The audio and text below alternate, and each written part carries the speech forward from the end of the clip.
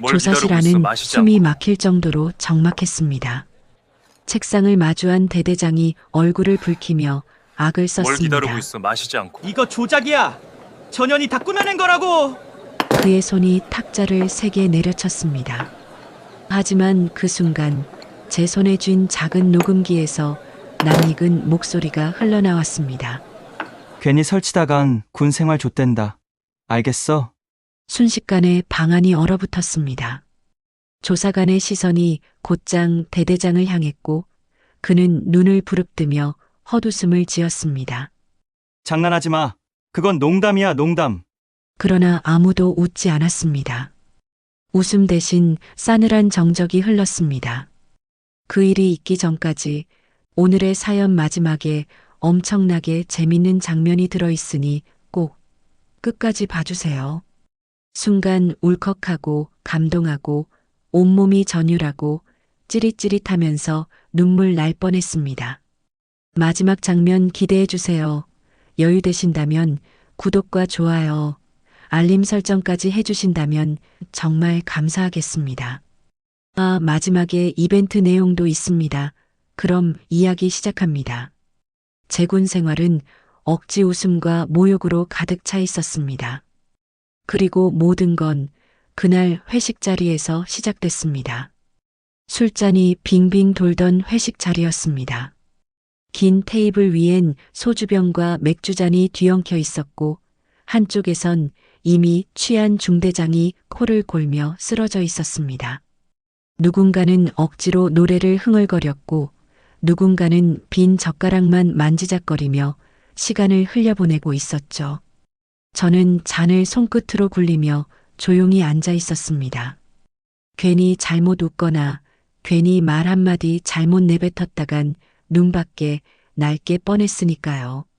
군대의 회식 자리는 언제나 웃음소리 뒤에 칼날 같은 긴장이 숨어 있었습니다. 그때였습니다. 대대장이 제 이름을 크게 불렀습니다. 그의 목소리는 술 기운에 젖어 있었지만 묘하게 또렷했습니다. 순간 자리에 있던 모든 사람들이 동시에 고개를 돌렸습니다. 제 심장은 쿵 내려앉았습니다. 그는 제 앞에 빈잔을 집어들더니 소주를 가득 따르고는 쾅 내려놓았습니다. 술방울이 튀어 제 손등을 적셨습니다. 그리고 비죽 웃으며 씹어 삼키듯 말했습니다. 여자 주제에 장교라니 웃기지 마. 진급하고 싶으면 나한테 잘해. 괜히 설치다간 군 생활 좆되는 거야. 알아들어? 그 순간 주변에서 피식거리는 웃음이 터져 나왔습니다. 누군가는 고개를 숙이고 취한 듯 있었고 누군가는 억지로 웃음을 지었지만 누구도 나서서 말리지 않았습니다. 제 귀는 화끈거렸습니다. 심장은 쿵쾅거리며 피가 거꾸로 솟는 느낌이었고 손끝은 떨려 아무것도 쥘 수 없었습니다. 숨을 쉬는 것조차 힘들었습니다. 내가 지금 무슨 꼴을 당하고 있는 거지? 이게 정말 내가 선택한 길이었나? 수치심이 목구멍까지 차올랐지만 저는 꾹 삼켰습니다. 한마디라도 잘못 내뱉는 순간 모든 게 끝난다는 걸 알고 있었으니까요. 그러나 대대장은 거기서 멈추지 않았습니다. 잔을 들고 제 옆으로 다가앉더니 술 냄새를 풍기며 의자를 바짝 붙였습니다. 뜨거운 숨결이 제 뺨을 스쳤습니다. 군 생활이란 게 말이야. 윗사람 눈에만 잘 띄면 돼. 내가 봐주면 별것도 아닌 애도 금방 올라가. 대신 내 말만 잘 들으면 되지. 그는 그렇게 말하며 아무렇지 않게 제 어깨에 손을 얹었습니다. 무겁고 차가운 손길이 옷깃을 눌러왔습니다. 순간 온몸이 얼어붙었습니다. 하지만 그는 멈추지 않았습니다. 그 손길은 어깨에서 팔로, 팔에서 등으로 천천히 쓸어내렸습니다. 마치 스치는 듯한 동작이었지만 제 살갗 위로 기분 나쁜 전율이 퍼졌습니다. 저는 반사적으로 몸을 뒤로 빼려 했습니다. 그러나 그는 더 깊숙이 몸을 붙이며 귓가에 낮고 끈적한 목소리로 속삭였습니다. 넌 여자잖아. 여자는 말만 잘 들으면 얼마나 편한데. 그 순간 그의 손이 슬쩍 허리춤까지 내려왔습니다. 제 온몸을 탐색하려는 듯한 손짓이었죠. 옷자락을 문지르듯 스치며 내려오는 감각에 위장이 뒤집히는 듯 메스꺼움이 밀려왔습니다. 숨이 막혀 목젖까지 차올랐지만 목소리가 나오지 않았습니다. 주변 사람들은 모두 이 광경을 보고 있었습니다. 그러나 누구도 나서서 막지 않았습니다. 억지 웃음소리, 술잔 부딪히는 소리, 일부러 외면하는 시선들. 그 모든 것이 오히려 제 굴욕을 더 크게 키웠습니다. 모두가 알고 있다. 그런데도 아무도 막지 않는다. 그 순간 제 심장은 미친 듯이 뛰고 귀는 불길처럼 달아올랐습니다. 눈앞이 아득해졌습니다. 도망치고 싶었지만 그게 곧 내 인생의 파멸이라는 걸 알고 있었습니다. 저는 그저 굳은 채 앉아 있을 수밖에 없었습니다.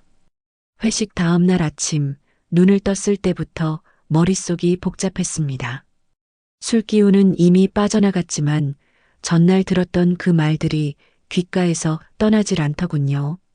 웃음소리, 억지 미소, 외면하던 눈빛. 그 모든 게 저를 짓누르고 있었습니다. 대대장은 나를 여자로 보고 어떤 방법을 써서든 나를 정복하고 말겠다는 의지가 보였습니다. 회식 자리가 마무리되고 밤이 늦은 시간에도 끊임없이 문자 메시지나 카톡을 보내고 언제 시간이 나냐, 뭘 좋아하냐, 뭘 먹고 싶냐는 등의 연락을 해왔습니다. 그러나 저는 그런 게 용납되지 않았습니다. 상상도 하기 싫습니다. 그래서 자연스럽게 거부를 하고 상급자한테 거칠게 할 수가 없어서 부드럽게 거절을 하고 이러지 마시라고 부탁을 한 게 오히려 화근이 되었던 것 같습니다. 대대장은 그 뒤로 저에게 이상한 복수를 하기 시작했습니다. 점호가 끝난 뒤 대대장은 일부러 제 보고를 지적했습니다. 목소리가 여자답네. 보고는 제대로 못해도 노래방 가면 꽤 먹히겠어. 순간 병사들 사이에서 킥킥대는 소리가 번졌습니다. 나는 얼굴이 붉게 달아올랐지만 아무 말도 하지 못했습니다. 이 한마디가 내 하루를 송두리째 무너뜨리는 순간이었다. 사무실에서도 상황은 마찬가지였습니다. 보고서를 건네주면 그는 일부러 내 손을 잡듯 받아들곤 했다. 이 손으론 총 잡기 힘들겠다. 그냥 펜이나 잡는 게 어울리네. 비릿한 미소를 지으며 그런 말을 내뱉을 때마다 손끝이 저릿하게 얼어붙곤 했다. 회의석상에서도 모욕은 계속 이어졌습니다. 여기 김세아 주민은 특기가 예쁨이지. 실력은 기대 안 한다. 중대장들과 참모들이 모두 앉아 있는 자리였습니다. 고개를 푹 숙이는 이도 있었고 억지 웃음을 지으며 분위기를 넘기려는 이도 있었습니다. 그 순간만큼은 땅속으로 꺼져버리고 싶었습니다. 훈련장에서조차 그는 내 권위를 무너뜨리려 들었다. 내가 지시를 내리면 곧바로 끼어들며 큰 소리로 말을 덮었습니다. 여자는 괜히 힘들게 시키지 마라. 저렇게 가녀린데 누가 말 안 들어도 이해해라.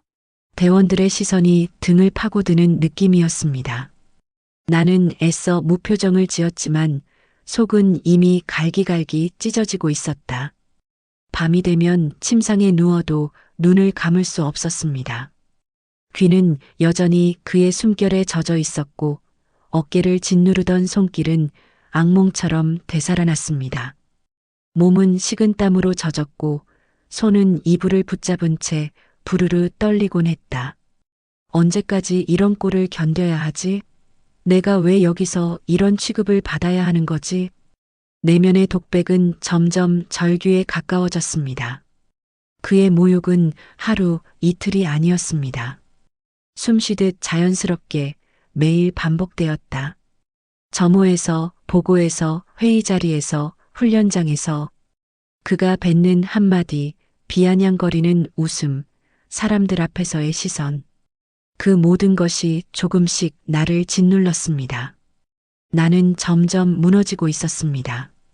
그러면서도 동시에 한편으로는 서서히 결심이 자라나고 있었습니다. 이대로 묵묵히 참는 게 답일까?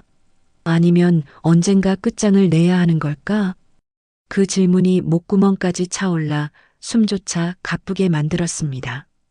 밤은 유난히 길었습니다. 침상에 누웠지만 눈을 감을 수 없었습니다. 머릿속에서 회식 자리의 장면이 계속해서 반복됐습니다. 대대장의 손길, 팔을 타고 내려와 등과 허리를 훑던 그 기분 나쁜 감각이 아직도 남아 있었습니다. 귀에 맴도는 목소리, 넌 여자잖아. 말만 잘 들으면 편해. 내가 너 챙겨줄게. 그 말은 악몽처럼 귓가를 파고들었죠. 중이 김세아. 이 이름을 지키고 싶었습니다. 어릴 적부터 꿈꾸던 군인의 길, 군복을 입던 날의 떨림, 부모님 앞에서 경례를 붙였던 순간, 그 모든 것이 자존심이자 제 인생이었습니다. 그런데 지금은 한 사람 때문에 모든 것이 무너지고 있었습니다. 버텨야 하나? 그냥 참고 지나가야 하는 걸까? 속으로 수십 번도 넘게 같은 질문을 던졌습니다. 하지만 돌아오는 대답은 늘 같았습니다. 아니, 이렇게는 못 산다. 그러나 두려움도 있었습니다. 군 생활은 위계로 얽혀 있었고 대대장은 제 윗사람이었습니다. 그를 정면으로 거스른다는 건 곧 제 경력, 제 미래, 나아가 제 인생까지 내던진다는 뜻이었습니다. 참으면 편하다. 고개 숙이면 살아남는다. 그렇게 속삭이는 제 안의 목소리가 있었습니다. 하지만 동시에 또 다른 목소리가 있었습니다. 고개 숙인 순간 넌 내 자신을 버리는 거야. 이 모순된 두 목소리가 밤마다 제 가슴을 쥐어뜯었습니다. 다음 날 아침 거울을 보았습니다. 수척해진 얼굴이 제 앞에 있었습니다. 군복의 깃은 여전히 단정했지만 그 속에 저는 점점 부서지고 있었습니다. 입술은 터져 있었고 눈빛은 흐려져 있었습니다. 보고를 나서기 전 제 손은 서류를 쥔 채로 부들부들 떨리고 있었습니다. 괜찮아, 괜찮을 거야. 스스로 다독였지만 대대장의 비릿한 미소는 언제든 떠올라 저를 흔들었습니다. 훈련장에서 병사들 앞에 서 있을 때도 마찬가지였습니다. 제 말이 끝나기도 전에 대대장은 끼어들어 제 지시를 뒤집었습니다. 그 순간 병사들의 눈빛이 흔들렸습니다. 제 권위는 무너지고 있었습니다. 내가 왜 이런 수모를 당해야 하지? 이게 정말 내가 꿈꾸던 군인의 모습이 맞는 걸까? 모욕은 반복될수록 둔해지지 않았습니다. 오히려 더 날카롭고 깊숙하게 파고들었습니다. 마치 매일 조금씩 제 영혼을 잘라내는 것 같았습니다. 밤마다 다짐했습니다. 오늘은 끝까지 참아보자. 하지만 낮이 되면 다시금 치욕이 덮쳤고 결국 제 안의 분노는 조금씩 커져만 갔습니다. 지금 이 순간이 아니면 평생 벗어날 수 없을 것 같았습니다. 그래, 참으면 끝이다. 내가 이대로 무너지면 다시는 일어설 수 없다. 언젠가 반드시 이 치욕을 갚아주겠다. 며칠 후 또다시 회식 자리였습니다. 대대장은 술잔을 돌리며 제게 다가왔습니다. 웃음은 가득했지만 그 속에 깔린 비열한 기색은 똑같았습니다. 김세아 주미, 요즘 별말 없네. 이렇게 조용하면 나만 좋은 거지. 군 생활 오래 하고 싶으면 알잖아. 그는 여느 때처럼 내 어깨에 손을 올렸습니다. 익숙해져야 할 만도 한데 여전히 심장이 쿵 내려앉았습니다. 숨결이 뺨에 닿을 때마다 구역질이 치밀었고 손끝은 차갑게 식었습니다.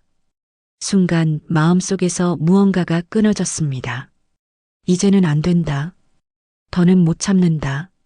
저는 숟가락을 꽉 쥔 채 속으로 다짐했습니다. 군인은 불의에 맞서는 사람이다. 내가 군복을 입은 이유가 무엇이었는지 이제는 기억해야 한다. 그날 밤 숙소로 돌아온 저는 서랍을 열었습니다.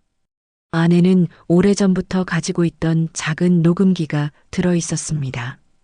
처음엔 망설였습니다. 이걸 쓰는 순간 내 길은 어떻게 될까? 두려움이 목을 조였지만 곧 결심은 단단해졌습니다. 책상 위에 녹음기를 올려놓고 저는 깊게 숨을 들이켰습니다. 내가 끝까지 참으면 저 인간은 더 많은 피해자를 만들 거다. 그 생각이 머릿속을 꽉 채웠습니다. 다음 날부터 움직이기 시작했습니다. 대대장이 말하는 순간마다 손끝으로 녹음 버튼을 눌렀습니다. 은근한 성희롱, 공개적인 모욕, 술자리의 치욕적인 발언들, 그 모든 것이 차곡차곡 기계 속에 쌓여갔습니다. 때로는 손이 떨려 버튼을 놓칠 뻔했지만 이를 악물며 참아냈습니다. 두려워하지 마라. 이건 나만을 위한 싸움이 아니다. 밤이면 녹음기를 꺼내 다시 들었습니다. 비릿한 목소리가 이어폰을 타고 흘러나올 때마다 속이 뒤집혔습니다. 그러나 그 역겨움은 오히려 분노를 단단하게 굳혀주었습니다. 좋아. 이제 끝을 보자. 나를 무너뜨린 그 손길, 그 말들 그대로 세상에 내보이겠다. 숨이 가빠지고 손끝은 차갑게 얼어붙어 있었습니다. 하지만 가슴 깊은 곳에서 뜨거운 불길 같은 확신이 타올랐습니다. 나는 더 이상 피해자가 아니다. 곧 그에게 반드시 대가를 치르게 만들 것이다. 그날 아침 회의 전, 나는 조용히 가방 속 작은 버튼을 눌렀다. 딸깍. 소리는 누구도 듣지 못했지만 내 심장은 벼락처럼 요동쳤다. 회의실 문을 열자마자 대대장의 눈빛이 날카롭게 꽂혔다. 김세아 중위, 오늘은 또 뭘 준비했나? 지난번처럼 말만 번지르르 한 거 아니고? 회의실은 이미 장교들과 참모들로 가득 차 있었고 그의 비아냥에 몇몇은 피식거렸다. 어떤 이는 고개를 푹 숙였고 누군가는 억지 웃음을 지으며 분위기를 넘겼다. 나는 차분하게 보고를 시작했다. 전주간 훈련 보고 드리겠습니다. 입술은 침착하게 움직였지만 목덜미는 이미 땀으로 젖어 있었다. 대대장은 의자를 앞으로 바짝 끌며 팔짱을 꼈다. 아니, 그게 보고야. 김중위, 내가 언제까지 애들 가르치듯 다 알려줘야 하냐? 순간 공기가 얼어붙었다. 내 손이 종이를 움켜쥔 채로 부들부들 떨렸다. 왜 아무도 말리지 않는 거지? 다들 보고 있잖아. 그런데 왜 다들 모른 척 하는 거야? 그는 보고 도중에도 내 말을 여러 번 끊었다. 여자라 그런지 목소리에 힘이 없네. 장병들이 저런 보고 듣고 움직이겠어? 결론만 말하라고 했지. 쓸데없이 늘어나서 다 졸잖아. 내 귀는 달아올랐고 속은 뒤집혔다. 심장이 미친 듯이 뛰는데 정작 나는 정자세를 잃지 않았다. 군복을 입고 있다는 사실 하나로 겨우 버티는 느낌이었다. 보고가 끝나자 대대장은 책상을 손바닥으로 쾅 치며 웃었다. 이게 바로 여군 보고 스타일이지. 내용은 없고 목소리만 크다 이거야. 그 순간 회의실엔 억지 웃음이 또 흘러나왔다. 내 뺨은 화끈 달아올랐고 눈은 저절로 바닥만 향했다. 여기서 무너질 수는 없어. 무너지면 그가 원하는 대로 되는 거야. 회의가 끝나자 대대장은 일부러 내 앞을 지나가며 몸을 바짝 붙였다.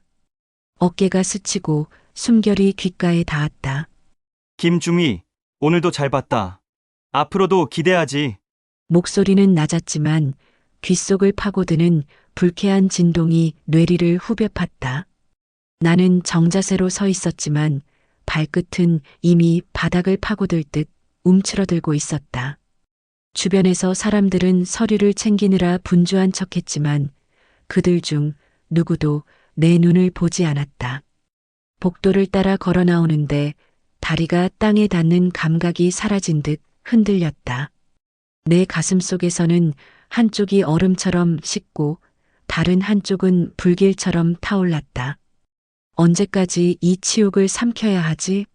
언제까지 이걸 혼자 견뎌야 하지? 그러나 동시에 생각이 스쳤다. 아니, 이제 혼자가 아니다. 나는 이미 준비했다. 그리고 오늘도 기록했다. 언젠가 이 순간을 그대로 세상에 내보일 거다. 그렇게 다짐하며 나는 똑바로 걸음을 옮겼다. 눈앞은 흐릿했지만 내 마음속에는 단 하나의 문장만 또렷하게 새겨졌다. 곧 끝장을 보겠다. 며칠이 지나자 부대 안에 기묘한 기류가 돌기 시작했다. 복도를 지나다 보면 은근히 나를 힐끗 보는 시선들이 느껴졌고 뒷말은 더 이상 속삭임이 아니었다. 사람들은 대놓고 입술을 달싹이며 내 이름을 거론했다. 근무평점 점수가 낮게 나왔다는 말이 돌았다. 감정 기복이 심하고 지휘력이 부족하다는 기록이 남았다는 얘기. 가슴이 서늘하게 식었다. 내가 애써 쌓아 올린 시간들이 한순간에 무너져 내리는 기분이었다. 그날 점심 대대장은 문을 벌컥 열고 들어왔다. 문이 닫히자마자 공기는 얼어붙었다. 그는 일부러 문 앞에 서서 나를 내려다보았다. 김세아 중위. 요즘 표정이 왜 그래? 내가 너한테 잘해주고 있는데 불만 있어? 그는 발걸음을 옮겨 점점 가까워졌다. 눈빛은 의심으로 번득였고 입가엔 씹어 삼키기 힘든 비웃음이 걸려 있었다. 쓸데없는 얘기들이 부대에 돈다던데. 혹시 내가 퍼뜨린 거 아니야? 숨이 막혀왔다. 그의 목소리는 낮았지만 귓속 깊숙이 파고들며 심장을 조였다. 나는 침묵을 지켰다. 그는 바로 코앞까지 다가와 낮게 속삭였다. 내 말 잘 들어. 내가 살 길은 하나뿐이야. 내가 너를 어떻게 보느냐에 따라 내 인생이 달라져. 그는 어깨를 툭 치고 지나갔다. 손길은 짧았지만 등에 멍처럼 오래도록 남아 나를 짓눌렀다. 이후 복도를 지나다가 다른 장교들의 대화를 엿듣게 되었다. 그들은 내 존재를 의식하면서도 끝내 목소리를 죽이지 않았다.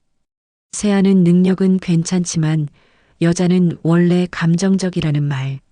대대장이 말하던 그대로의 문구가 이제는 다른 사람들의 입에서 흘러나오고 있었다. 머릿속이 얼얼해졌다. 한순간에 내 평판이 더럽혀지고 있었다. 그는 내 입을 막는 대신 내 주변을 조여오고 있었다. 며칠 뒤 실제로 근무평가서를 확인했을 때 모든 소문이 사실임을 깨달았다. 내 이름 옆에는 차갑게 적혀 있었다. 지휘력 부족, 감정 기복 심함. 점수는 형편없었다. 나는 서류를 움켜쥔 채 오랫동안 움직이지 못했다. 그가 이제는 내 군 생활 자체를 무너뜨리려 한다는 것을 뼈저리게 느낄 수 있었다. 밤이 되어 숙소에 앉아 서류를 다시 펼쳤다. 손끝은 차갑게 식었지만 가슴속은 불길처럼 타올랐다. 머릿속에 그날의 목소리가 다시 울려 퍼졌다. 내 말 안 들으면 오래 못 버틴다. 그 목소리는 협박이었고 동시에 도전장이었다. 두려움은 이미 사라졌다. 남은 건 분노뿐이었다. 부대는 늘 같았다. 아침 점호, 훈련 보고. 하루하루는 규칙적으로 흘러가지만 내 마음은 점점 더 무겁게 가라앉고 있었다. 대대장의 시선은 날카롭게 따라붙었고 뒤에서는 소문이 나를 세우며 퍼져나갔다. 그날 오후 신임 장교 한 명이 부대에 배치되었다. 젊고 앳된 얼굴의 여군 소위였다. 그녀가 인사를 건네자 순간 내 속이 서늘해졌다. 처음 부임했을 때의 내 모습이 겹쳐 보였기 때문이다. 대대장은 환하게 웃으며 그녀를 맞이했다. 그러나 그 웃음 속에 깔린 미묘한 기색을 나는 누구보다 잘 알았다. 그의 시선은 이미 그녀의 외모와 말투를 훑고 있었다. 시작되는구나. 또다시 그날 저녁 우연히 생활관 근처를 지나는데 복도 끝에서 낮은 목소리가 들려왔다. 대대장의 목소리였다. 소희, 부대 생활은 내가 잘 챙겨줄 테니 걱정하지 말고. 대신 말은 잘 들어야지. 나는 발걸음을 멈추었다. 심장이 요동쳤고 손끝이 저릿했다. 그 순간 과거의 내 모습이 떠올랐다. 처음엔 은혜처럼 느껴지던 그 말이 곧 올가미가 된다는 걸 이제는 알고 있었다. 며칠 뒤 중대장 회의가 끝나고 나오는 길에 한 동료 장교가 불쑥 내 옆으로 다가왔다. 그는 낮은 목소리로 속삭였다. 세아 중이 나 사실 다 보고 있어. 내가 어떤 상황인지. 나는 멈칫했다. 그러나 그 얼굴엔 두려움이 함께 묻어 있었다. 마치 말하고 싶지만 끝까지 책임질 용기는 없는 듯한 표정이었다. 그는 곧 말을 이었다. 대대장 오래전부터 그랬어. 너만 당하는 게 아니야. 근데 조심해. 너한테 괜히 티나면 나도 위험해. 말을 마친 그는 황급히 걸음을 옮겼다. 나는 복도 한가운데에 홀로 남아 굳어버렸다. 가슴 속엔 뜨거운 분노와 차가운 불신이 동시에 꿈틀거렸다. 믿을 수 있을까? 저 사람 아니면 또다시 함정일까? 밤이 깊어 숙소 창문을 열자 바람이 얼굴을 스쳤다. 어둠 속에서 멀리서 들려오는 게 짖는 소리가 메아리쳤다. 나는 창밖을 바라보며 속으로 되뇌었다. 이제 혼자가 아닐지도 모른다. 하지만 그게 동맹인지 또 다른 위험인지는 아직 알 수 없다. 확실한 건 더 이상 미룰 수 없다는 것. 지금은 끝을 향해 가야 할 시간이다. 며칠 뒤 보고가 끝난 회의실은 이상하게 조용했다. 사람들은 서류를 정리하며 분주한 척했지만 시선은 은근히 한 곳에만 쏠려 있었다. 대대장이 의자를 뒤로 젖히며 나를 뚫어지게 바라보고 있었던 것이다. 그의 눈빛에는 단순한 경멸을 넘어선 날카로움이 서려 있었다. 마치 무언가를 눈치챈 사람처럼. 김세아 중위. 그 한마디에 공기가 흔들렸다. 나는 등을 곧게 펴고 그를 바라보았다. 그러나 목덜미는 이미 땀으로 젖어 있었다. 요즘 무슨 생각으로 근무하나? 보고는 하는데 뭔가 딴짓을 하고 있는 것 같아. 순간 심장이 서늘해졌다. 내 의도를 감지한 건 아닐까? 내 손끝은 서류를 쥔 채 미세하게 떨리고 있었다. 그는 의자를 앞으로 끌며 나직하게 웃었다. 내가 뭐 모를 줄 알아? 사람은 말이 아니라 눈빛에서 다 드러나. 김중위. 내 눈엔 요즘 반항심이 가득해. 맞지? 회의실 안은 숨소리조차 조심스러웠다. 동료들은 고개를 숙이고 서류만 들여다보았다. 아무도 내 편은 없었다. 나는 무표정으로 고개를 숙이며 대답을 대신했다. 그러나 속으로는 생각이 쏟아지고 있었다. 들켰나? 아니야, 아직은 아니다. 지금은 버텨야 한다. 그날 오후 그는 불시에 내 사무실을 찾았다. 문이 닫히자 그는 주변을 한번 훑어보고 낮게 말했다. 김중위. 내가 뭘 하는지 다 알고 있어. 근데 착각하지 마라. 여긴 내가 왕이고 너는 그냥 내 장난감일 뿐이야. 숨이 턱 막혔다. 그의 눈빛은 분노가 아니라 오히려 여유로웠다. 마치 나를 궁지에 몰아넣고 즐기는 사람 같았다. 그는 내 책상 위 서류를 툭 치며 말을 이었다. 내가 조금이라도 내 눈밖에 난 순간 넌 끝이야. 진급은커녕 이 군대에서 살아남지도 못해. 그 말에 손끝이 차갑게 굳었다. 그러나 동시에 가슴 깊은 곳에서는 뜨거운 무언가가 치밀어 오르고 있었다. 밤 숙소로 돌아와 나는 침대에 앉아 깊은 숨을 내쉬었다.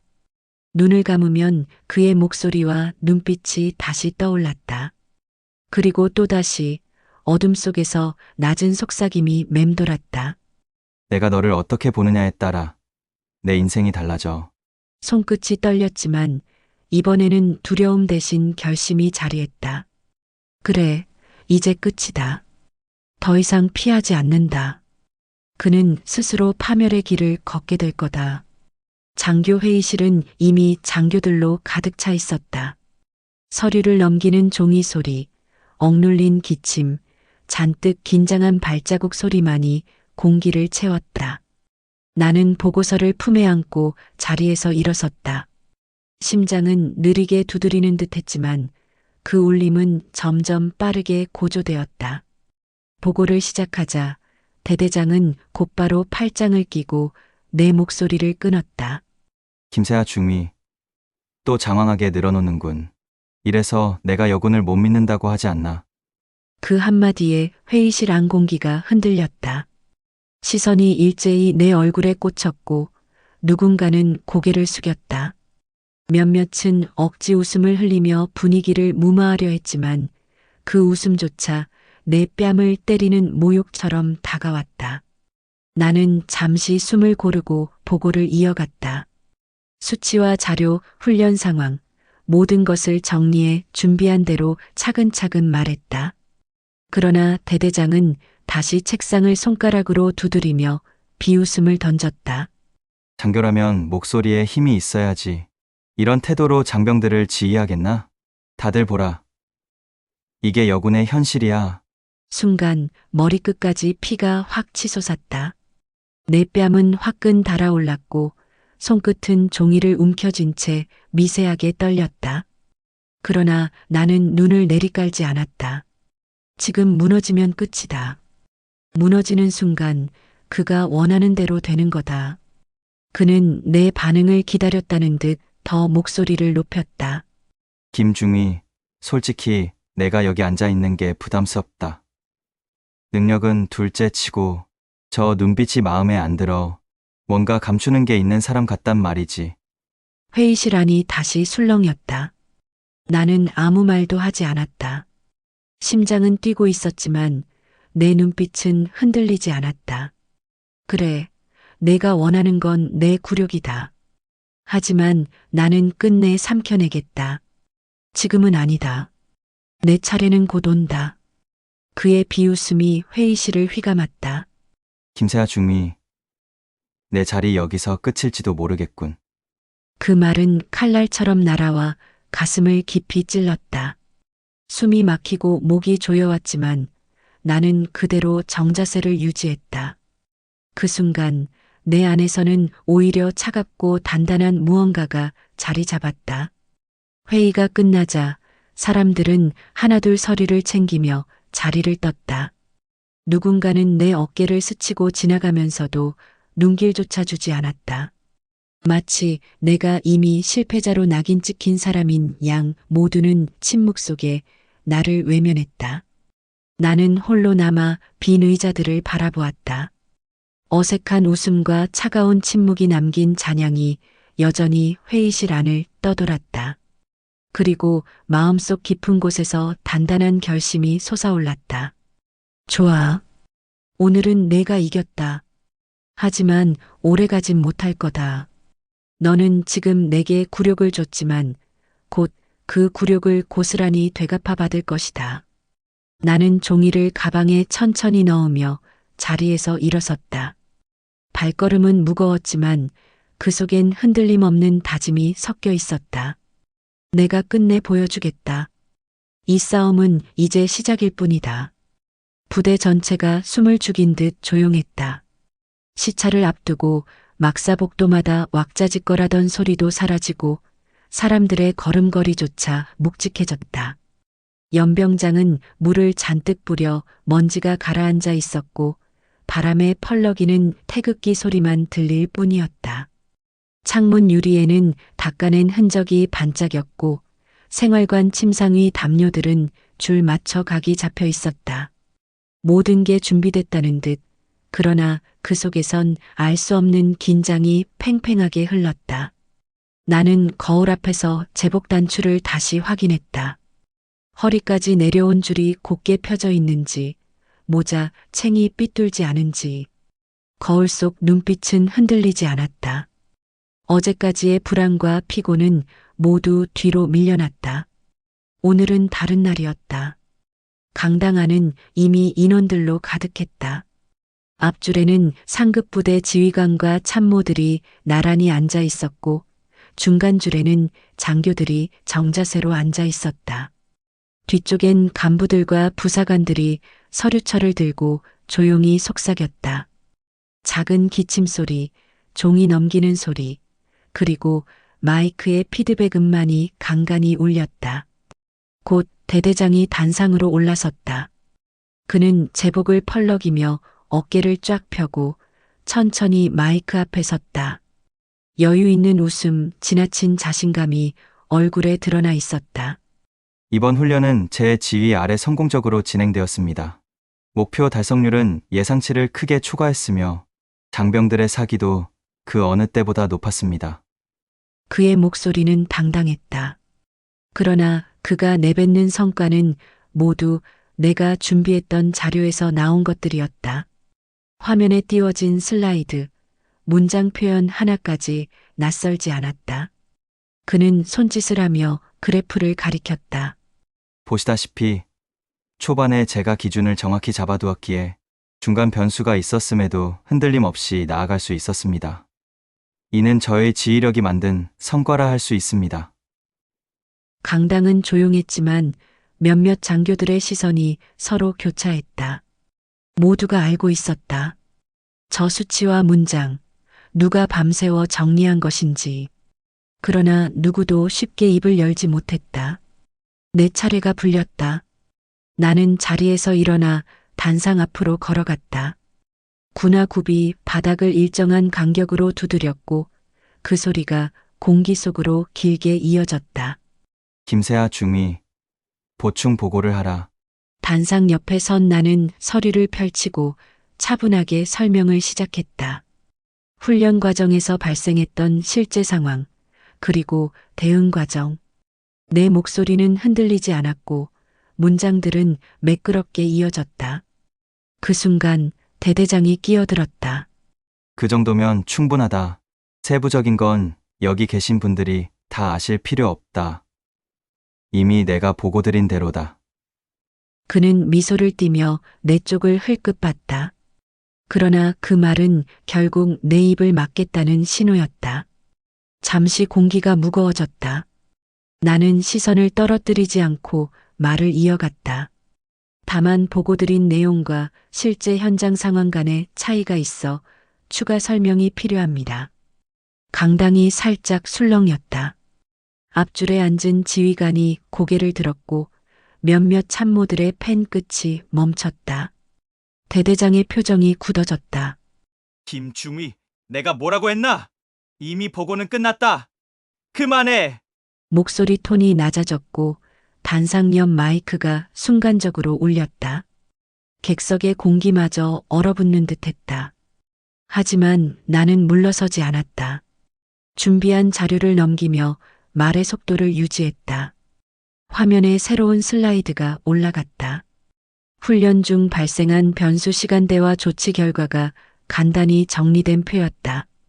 단순한 요약이었지만 대대장이 말한 완벽한 지휘와는 상반되는 기록이었다. 순간 대대장이 마이크를 당겨 가까이 댔다. 김세아 중위, 여기가 어디라고 제멋대로 구는 건가? 지금 자리의 목적을 잊지 말게. 그의 말은 권위로 눌러오는 듯 무거웠다. 그러나 객석에서는 이미 작은 긴장이 감돌았다.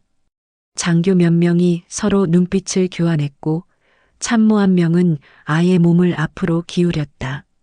나는 천천히 자료철을 덮었다. 그리고 가방에서 작은 장치를 꺼내 단상 위에 올려두었다. 불빛이 켜지는 순간 강당이 술렁였다. 상급 지휘관의 시선이 번쩍이며 그 장치에 꽂혔다. 대대장이 얼굴을 일그러뜨리며 한 발짝 다가왔다. 지금 이 자리에서 무슨 짓을 하려는 거지? 그의 목소리는 낮았지만 떨림이 묻어 있었다. 강당 안의 공기마저 흔들리는 듯했다. 사람들의 숨소리가 얇아지고 등받이에 붙은 어깨들이 굳어졌다. 나는 더는 설명하지 않았다.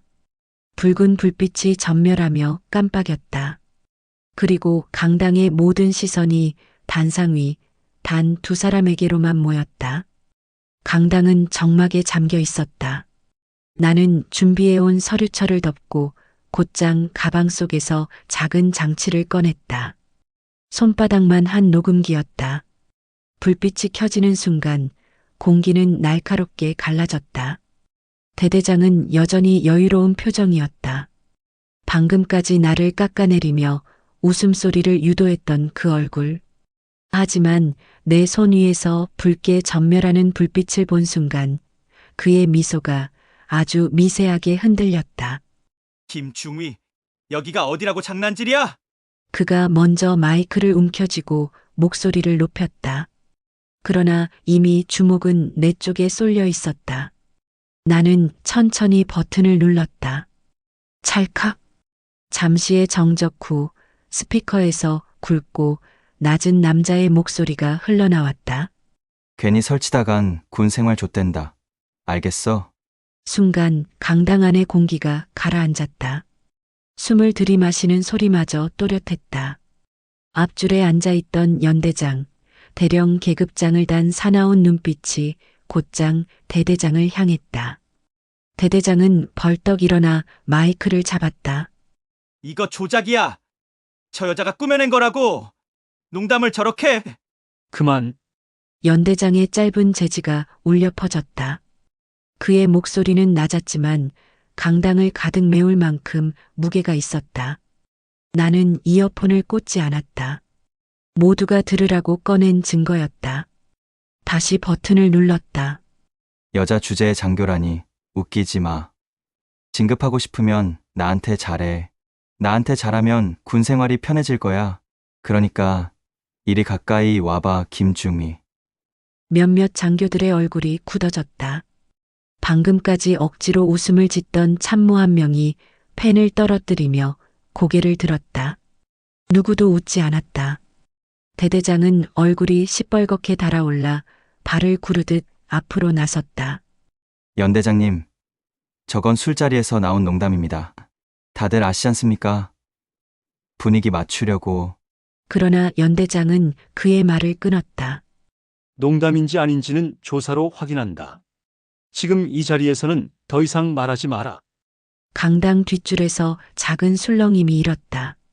조사라는 단어가 퍼지자 침묵으로 일관하던 이들의 시선이 서로 교차했다. 나는 녹음기를 끄고 서류철 위에 올려놓았다. 손끝은 떨렸지만 눈은 흔들리지 않았다.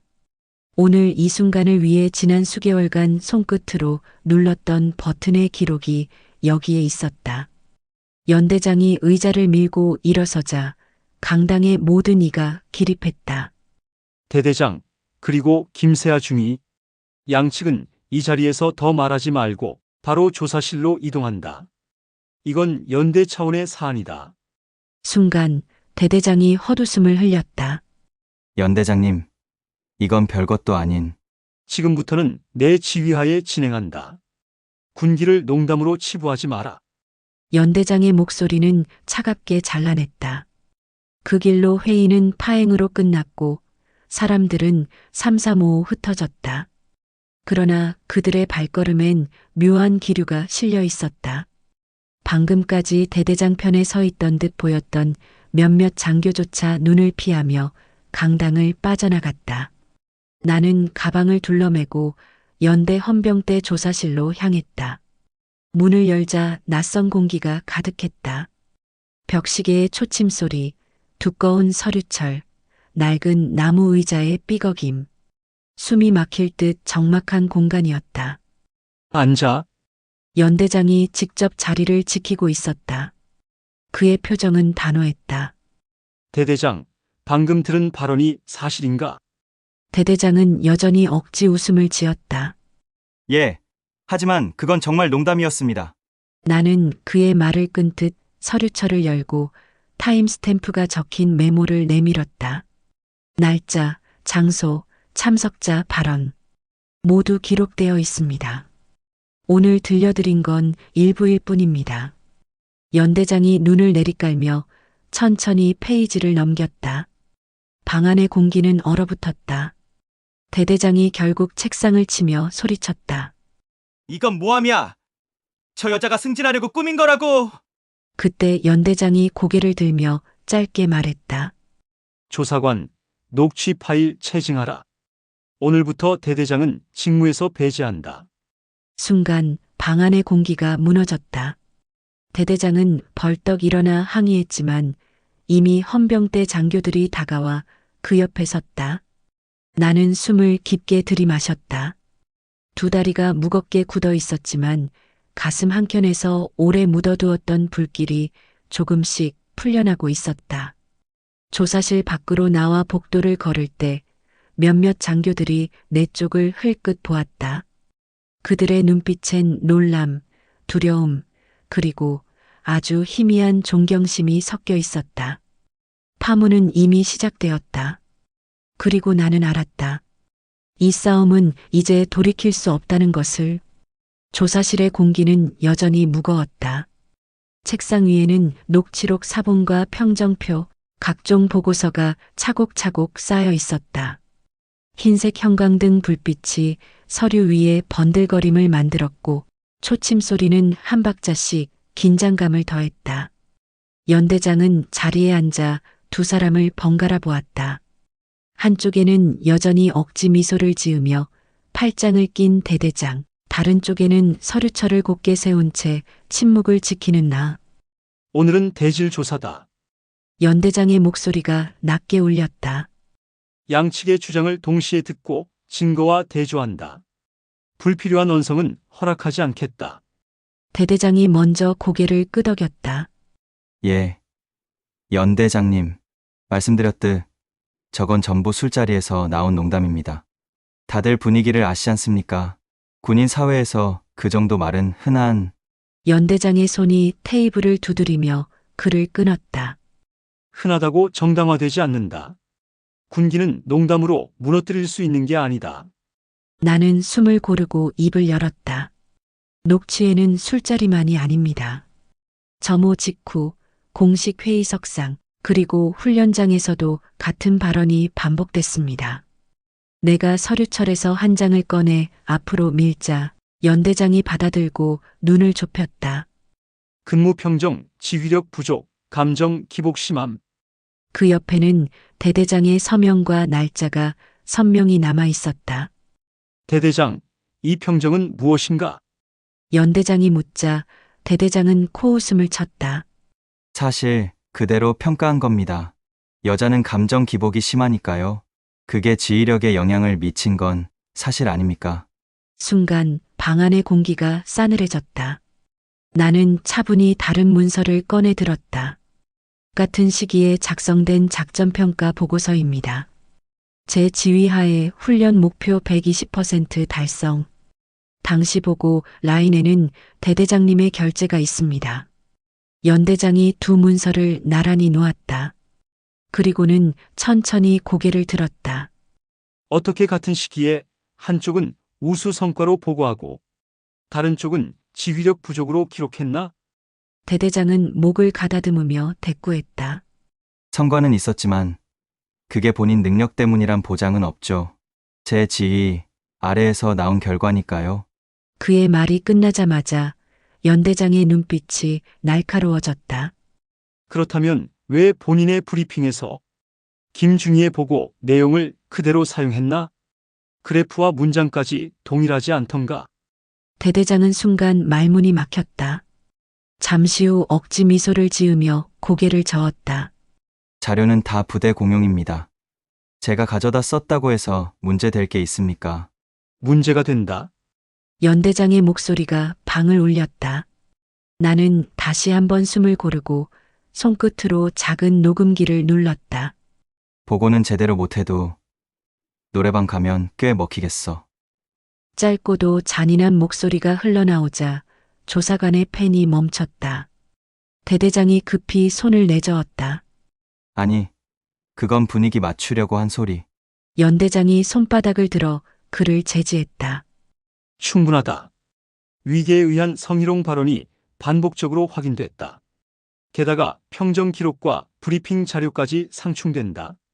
보복성 인사조치와 성과 가로채기가 동시에 의심된다. 그 말에 대대장의 얼굴이 굳었다. 그는 이를 악물며 나를 노려보았다. 내가 뭘 했는지 알아? 내 인생, 이제 끝이다. 나는 흔들리지 않고 대답했다. 오늘 이 자리에서 끝날 건 제 인생이 아닙니다. 조사관이 연대장을 향해 고개를 끄덕였다. 추가 증언 확보가 필요합니다. 동료 장교, 부사관, 그리고 당시 회식에 있던 인원 전원의 진술이 수집되어야 합니다. 연대장은 잠시 눈을 감았다가 뜨며 결정을 내렸다. 좋다. 전원 조사에 착수한다. 대대장은 직무 배제 상태로 조사 협조에 임하라. 대대장이 벌떡 일어나 항의했지만 이미 문 앞에서 헌병대 장교들이 다가오고 있었다. 조사실 문이 닫히자 남은 건 정적뿐이었다. 연대장이 내 쪽을 향해 짧게 말했다. 김중희, 오늘 내 태도는 흔들리지 않았다. 하지만 이 싸움은 길어질 거다 각오해라. 나는 고개를 끄덕였다. 손끝은 여전히 떨렸지만 가슴 깊은 곳에는 차갑게 가라앉은 결심이 있었다. 이제 나 혼자 싸우는 게 아니었다. 다른 사람들의 목소리, 다른 피해의 기록들이 하나둘 뒤따를 것이다. 그리고 그것들이 모여 더 이상 농담으로 치부할 수 없는 현실이 될 것이다.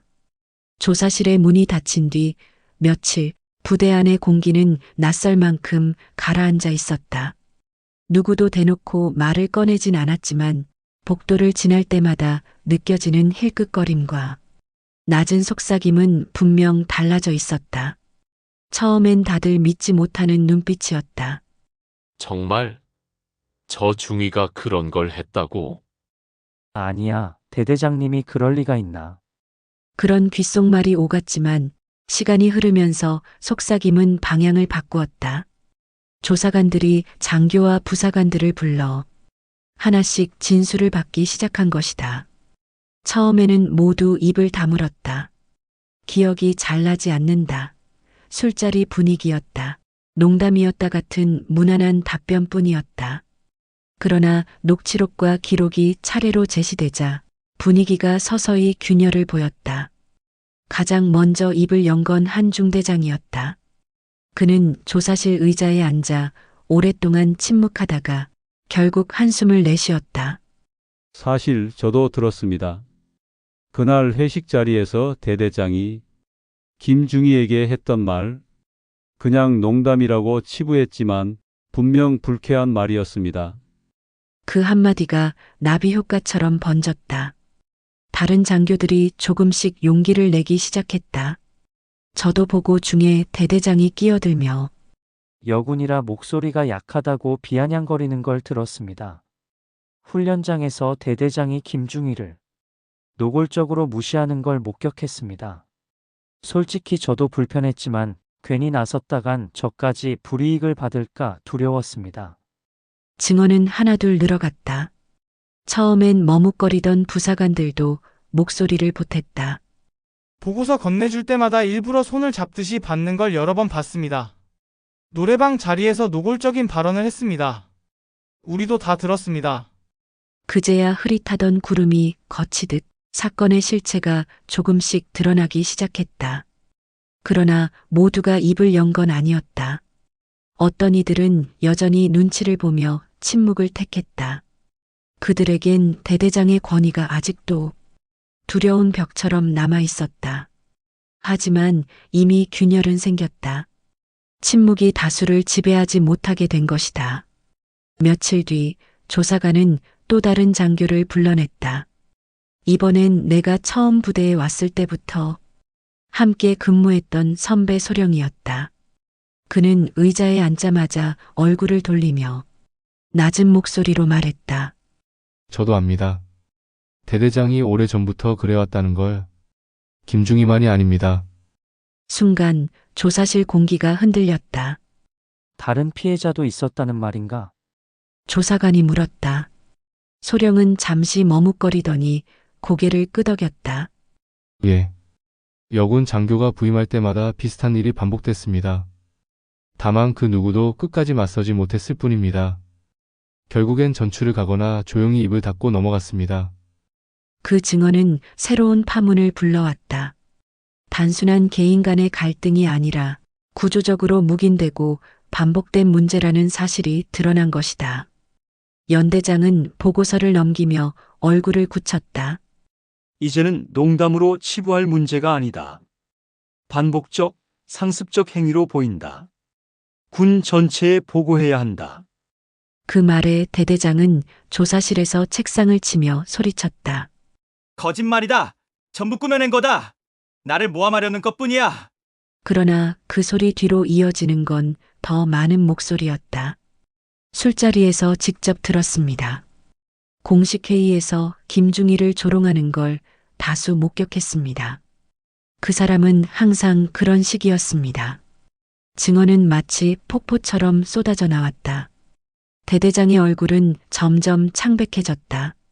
나는 조사실 바깥 복도에서 이 모든 과정을 지켜보았다. 문틈 사이로 들려오는 증언 하나하나가 내 가슴을 두드렸다. 더 이상 혼자가 아니었다. 내 목소리에 뒤이어 다른 이들의 목소리가 줄지어 이어지고 있었다. 그제야 비로소 길고 긴 터널 끝에 작은 빛이 보이는 듯했다. 밤새 잠을 이룰 수 없었다. 그동안 쌓아온 증거, 이어지는 증언들, 그리고 연대장의 단호한 태도, 모든 게 이제 끝을 향해 달려가고 있다고 믿고 싶었다. 그러나 마음 한편은 묘하게 불안했다. 너무 매끄럽게 흘러가고 있었기 때문이다. 그리고 다음 날 그 불안은 현실이 되었다. 조사관이 나를 불러 앉히더니 굳은 표정으로 말했다. 김중희, 안타깝지만 이번 건은 아마 간단한 징계로 정리될 겁니다. 정직 3개월 정도 수준일 겁니다. 순간 귀가 먹먹해졌다. 무슨 말씀이십니까? 지금 증거도 있고 증언도 있잖습니까? 조사관은 한숨을 쉬었다. 윗선에서 내려온 지시입니다. 사단장께서 말씀하시길 군의 명예를 위해 이를 키우지 말라. 대대장이 사단장과 개인적인 연이 깊습니다. 사단장이 직접 연대장에게 전화했다고 합니다. 머릿속이 하얘졌다. 손끝이 차갑게 식고 가슴은 뜨거운 피로 들끓었다. 수개월을 버티며 모욕과 굴욕을 견뎌내고 떨리는 손으로 녹음 버튼을 눌러가며 모은 기록. 그걸 모두 단순히 군의 명예라는 말 한마디로 덮으려 한다는 것인가. 그 순간 내 안에서 무언가가 터졌다. 이제는 나 혼자만의 싸움이 아니었다. 이미 많은 이들의 목소리가 이어졌다. 이대로 무너뜨려 버린다면 앞으로 또 다른 누군가가 똑같이 당할 것이었다. 나는 손을 꽉 움켜쥐었다. 그리고 평생 묻어두려 했던 비밀을 꺼내기로 결심했다. 그날 밤 나는 전화를 걸었다. 수화기 너머로 들려온 목소리는 단호하면서도 따뜻했다. 세아야, 무슨 일이냐? 그 목소리는 바로 내 어머니. 대한민국 최초의 여성 육군 삼성장군, 현역 5군단의 군단장이었다. 나는 오랫동안 참고 싶었다. 어머니의 이름에 기대어 살고 싶지 않았기에 어떤 고난도 스스로 감당하려 했다. 그러나 이번만큼은 달랐다. 엄마, 나 더는 못 참겠어. 순간 수화기 너머에서 정적이 흘렀다. 이윽고 단호한 목소리가 이어졌다. 알았다. 세아야, 준비해라. 내가 직접 간다. 다음 날 아침 부대 상공에 육중한 헬기 소리가 울려 퍼졌다. 장병들이 고개를 들어 올려다보자 거대한 블랙호크 한 대가 연병장에 내려앉았다. 헬기 문이 열리고 먼저 내린 이는 육군 참모총장이었다. 그 뒤로 당당한 걸음으로 내려오는 여장군 한 사람. 반짝이는 세 개의 별이 어깨 위에서 위엄을 바라고 있었다. 군단장님 입장. 연병장이 일순 정지된 듯 고요해졌다. 수백 명의 시선이 일제히 단상 앞으로 향했다.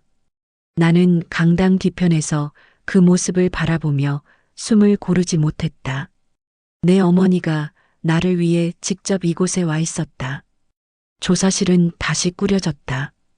이번엔 연대장이 아니라 참모총장과 군단장이 직접 자리를 주재했다. 참모총장의 목소리가 날카롭게 울렸다. 이번 사건 이미 충분히 증거가 확보됐다. 그러나 윗선에서 축소하려는 시도가 있었다고 들었다. 나는 그 지시를 인정하지 않는다. 어머니가 곧바로 말을 이었다. 군대의 명예는 진실을 덮는 것으로 지켜지지 않는다. 오히려 진실을 밝히는 것으로 세워지는 법이다. 대대장은 창백한 얼굴로 구석에 앉아 있었다. 그러나 여전히 발악하듯 외쳤다. 이건 모함입니다. 저는 죄가 없습니다. 저 여자가 제 자리를 빼앗으려고 꾸민 일입니다. 탁! 어머니의 손바닥이 책상을 내리쳤다. 입 닥쳐라. 내 입에서 나오는 건 변명과 거짓뿐이다. 이미 내 목소리가 모든 걸 증명했다. 조사관이 녹취록을 틀자 대대장은 손으로 얼굴을 감쌌다. 여자 주제에 장교라니 웃기지 마. 진급하고 싶으면 나한테 잘해. 그 음성은 더 이상 부인할 수 없는 스스로의 목소리였다. 그날 오후 군단 지휘부는 신속하게 징계위원회를 열었다. 참모총장과 군단장이 직접 주재하는 자리에서 대대장은 최종적으로 보직 해임 및 예편 조치 판정을 받았다. 군인으로서의 명예는 물론 앞으로의 경력마저도 완전히 끊겨버린 것이다. 결정문이 낭독될 때 대대장의 얼굴은 이미 회색빛이었다. 그토록 자신만만하던 눈빛은 사라지고 남은 건 두려움과 절망뿐이었다. 회의가 끝난 뒤 어머니가 나를 불렀다. 세아야, 나는 자리에서 일어나 경례를 붙였다. 충성. 어머니는 잠시 나를 바라보다 천천히 내 어깨에 손을 얹었다. 잘 버텼다. 너는 스스로의 힘으로 여기까지 왔다. 마지막은 내가 정리했을 뿐이다. 가슴 깊은 곳에서 뜨거운 무언가가 차올랐다. 눈물이 차올랐지만 나는 꾹 삼켰다. 엄마 감사합니다. 앞으로는 더 당당히 살아라. 너는 피해자가 아니다. 내가 군의 역사를 바꿨다. 그날 저녁 부대 전 장병들에게 공식 발표가 내려졌다. 본 사건은 군내 성희롱 및 권력형 갑질의 대표적 사례로 해당 대대장은 즉시 보직 해임 및 강제 전역 조치한다.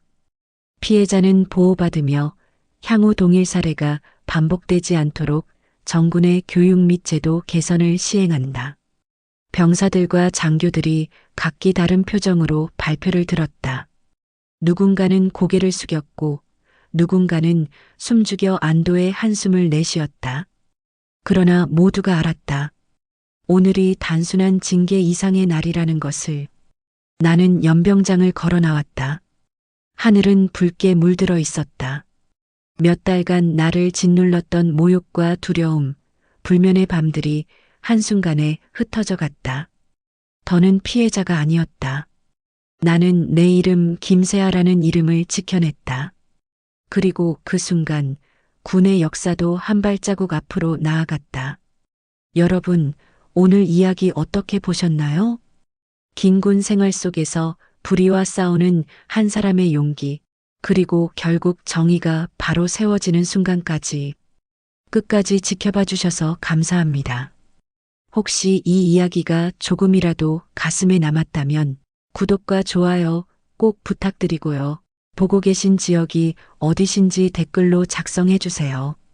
채널이 조금 성장하고 나면 제가 여러분들을 위해서 조그만 이벤트를 진행해 보려고 하니 지역만 써주세요. 정보는 절대 안 쓰셔도 됩니다. 저의 채널이 조금이나마 성장할 수 있게 도움이 돼주시면 감사하겠습니다. 앞으로도 더 많은 이야기, 더 감동 사연이 될 수 있도록 노력하겠습니다. 항상 건강하세요. 감사합니다.